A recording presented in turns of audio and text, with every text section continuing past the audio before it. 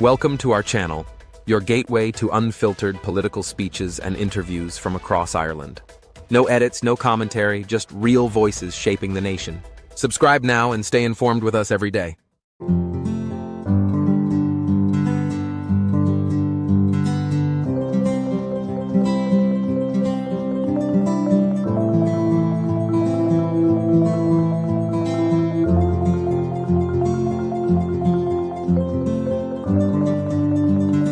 I'd love if the government adopted it also as quickly as possible. Thank you, Deputy. Now we move to the Private Member's Bill for introduction. It's the Animal Health and Welfare of Pigs Bill 2025. I call on Deputy Paul Murphy, Ruth Coppinger to introduce the bill, please. 5 minutes, Deputies. Thanks, Karen Corla. I want to start by thanking NARA, the National Animal Rights Association, especially Laura Broxson and Dr. Alice Boff. This important legislation could not have been drafted without their help.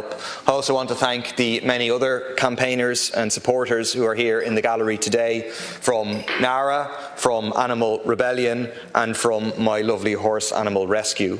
We had a lively protest in front of the Dáil earlier, showing the strength of public opinion on this.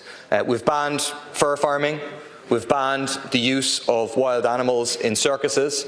This bill can be the next step for animal rights and animal welfare in this country.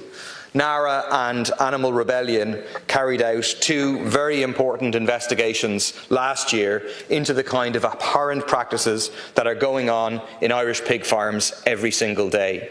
All of the pig farms were selected at random, and activists recorded extensive videos of the abuses. All of them, not one or two, but all of them showed pigs and piglets living in appalling conditions that are very hard for anyone to watch. The Department of Agriculture has seen the footage because it has been sent to them, but there's no sign of them doing anything about it. Sick and dying pigs with open wounds and weeping open sores, left to suffer and to die in filthy conditions. Pigs with their tails painfully docked or cut off, right up to the root. Tail docking is supposed to be banned, but loopholes in the current law are so wide that up to 95% of Irish pigs still have their tails docked. Sows trapped in farrowing crates and sow stalls so narrow that they can't turn around or move more than a few centimetres.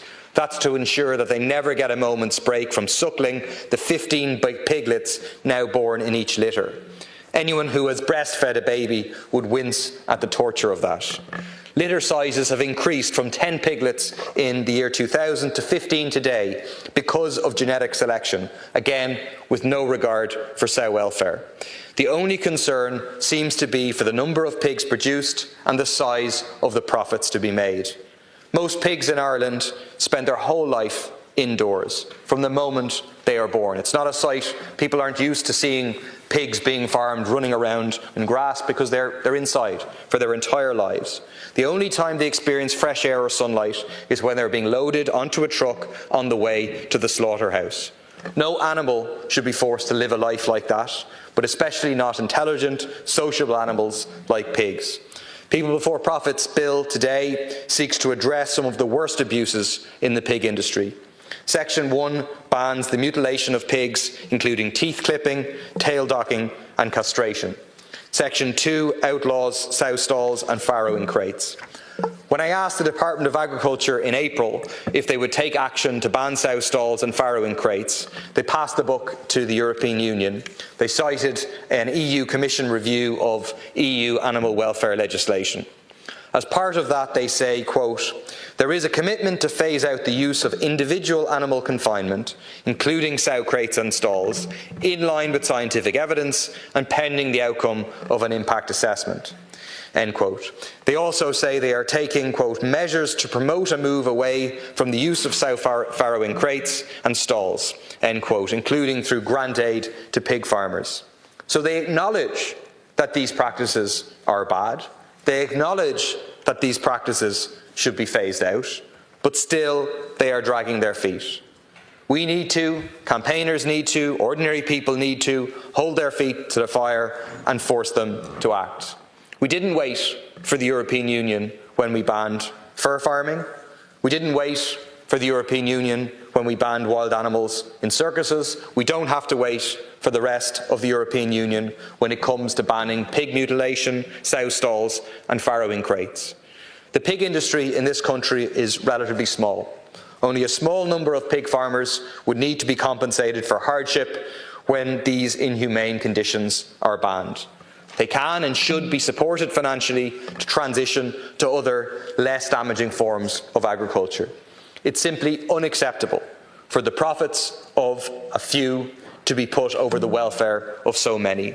3.5 million pigs are forced to live and die in inhumane conditions in Ireland every single year.